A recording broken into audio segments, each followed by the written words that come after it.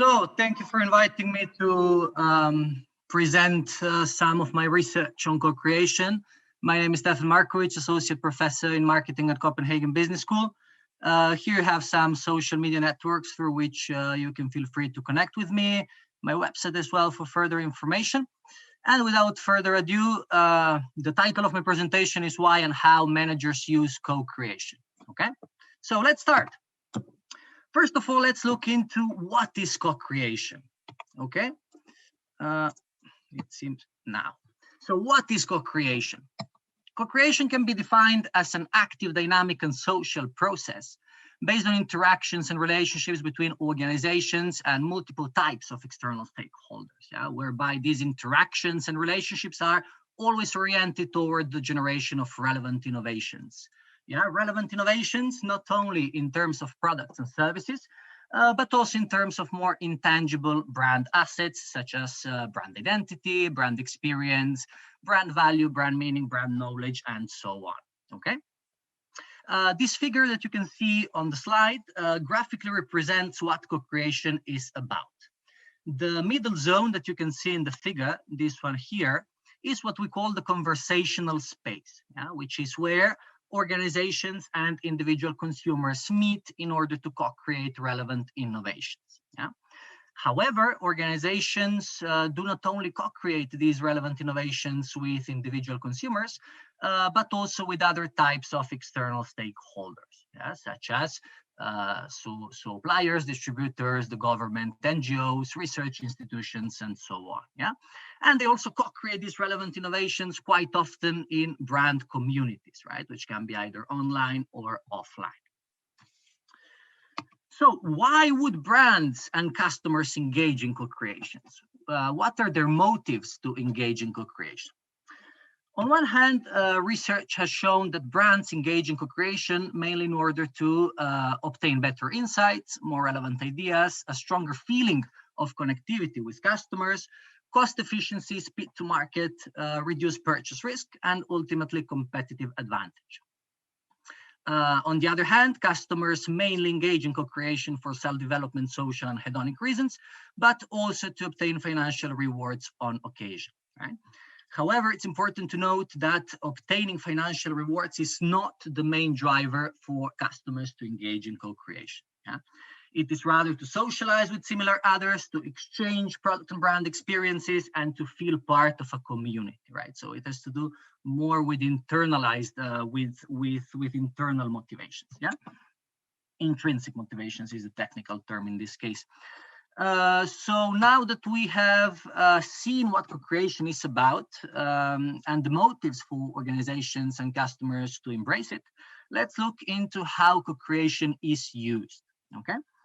To address this important issue, in one of our articles published in Journal of Brand Management, we have developed the co-creation continuum, which is this thing that you can see here on the slide, whereby we place the tactical use of co-creation on the left extreme of the continuum and the strategic use of co-creation at the right polarity, okay?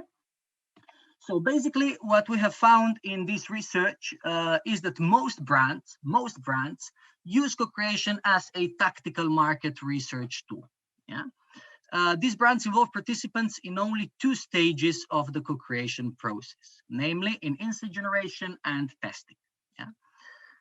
These brands believe that all the knowledge that is relevant for innovation is inside the organization, So the brand employees are the ones who have all the relevant knowledge for generating innovations.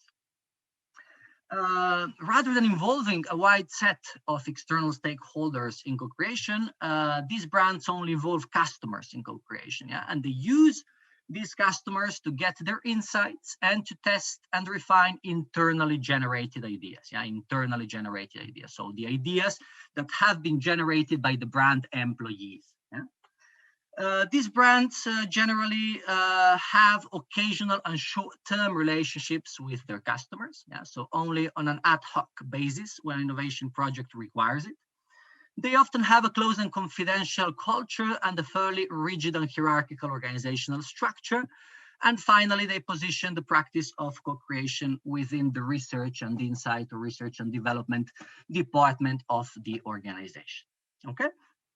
So on this side of the continuum, we generally find big brands and also brands that operate in very specialized industries with high knowledge barriers, such as the telecommunications industry, where customers generally do not have enough technical knowledge to be able to contribute effectively. However, in this research, we have also found that some brands, so a relatively lower number of brands, use co-creation as a strategic collaborative innovation method. These brands involve participants in all the stages of the co-creation process, so from insight generation to product launch. They believe that all the knowledge that is relevant for innovation is both inside and outside the organization. So it is not only the brand employees who have relevant ideas for generating innovations. Rather than involving only customers, they involve a wide set of external stakeholders in co-creation processes, and they treat these external stakeholders as true innovation partners with whom they pursue to build long-term and ongoing relationships that are generally based on trust and effective commitment. These brands generally have an open and participatory culture and a fairly flat and flexible organizational structure. Finally, they position the practice of co-creation across the whole organization, right? So they see co-creation as a managerial philosophy that is spread across all the departments and business units of the organization. On this side of the continuum, we generally find small and medium-sized brands, often startups, and also brands that operate in more modern industries, such as, for instance, the fashion industry, right? There are, of course, some exceptions of big brands that do use co-creation as a strategic collaborative innovation method. Think, for instance, of Lego, IKEA, or Nike. In this research, we have also found some barriers or obstacles that prevent managers from unlocking the full potential of co-creation. So that prevent managers from shifting to use co-creation as a tactical market research tool to use it as a strategic collaborative innovation method, right? So to move from the left to the right side of the co-creation continuum. These barriers are, first, uncertainty as to the final outcome of co-creation, because nobody can guarantee that the co-creation process will result in a successful new product or service, right?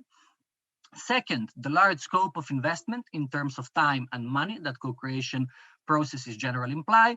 And finally, the very rigid and hierarchical organizational structures and the very closed and confidential organizational cultures, which inhibit knowledge sharing between insiders and organizational outsiders, right? And as you already know, knowledge sharing is indispensable for co-creation processes to be able to flourish. Yeah. In order to overcome these barriers, we propose that managers should integrate a strategic view of co-creation at the center of the brand identity, and also develop flat and flexible structures and open and participatory cultures. Yeah? So they should embrace an organizational form and the leadership style that foster openness. Yeah? Openness to external input. Yeah? However, it's not enough to be open to external input, right? And to collect external ideas and so on, without being able to assimilate those external ideas, knowledge, and perspectives, right? So managers should make sure that internally, that their organization is internally prepared to assimilate external knowledge and external ideas and external perspectives, right? So that's why, once again, co-creation should be integrated at the heart of the identities of brands and also at the center of organizational business models. That will be it for my presentation. Now I would like to open the floor for some questions and answers. Thank you very much. Hvala ti, Stefana, na ovoj fantastičnoj prezentaciji. Veoma zanimljiva tema. Ja ranije nisam slušala ni jednu prezentaciju, ali bih voljela zbog ljudi koji ovo sad gledaju, ako možeš da nam daš neki primer gde to dobro funkcioniše, neki brend koji zapravo zaista posluje tako da je ta ko-kreacija u svom punom potencijalu iskorišćena. Neki brend, evo vam, na primjer, Lego kockice. Znači, oni imaju online platforme gde različiti stakeholderi interaguju sa firmom, isto među sobom, i razvijaju inovacije i onda imaju neke konkurse i pobedi najbolja ideja i tako dalje, i tako dalje. Znači, Lego bi bio jedan primjer i onda bi mogli da imamo Ikeu, švedsku, Nike brand isto, koja zajedno sa sportistima razvija inovacije i tako dalje, tako da eto, ta 3 primjera su, ja mislim, idealna što se tiče kooperacije. Da, hvala ti puno na ovim primjerima i na vremenu. Meni je IKEA iskreno isto odmah pala na pamet. Oni su, čini mi se, baš u Izraelu zapravo zajedno sa ljudima koji imaju cerebralnu paralizu razvijali čitave linije proizvoda koji su kao dodatak na njihove regularne proizvode kako bi demokratizovali takve proizvode. Tako da hvala ti što si to pomenuo i na ovom predavanju puno.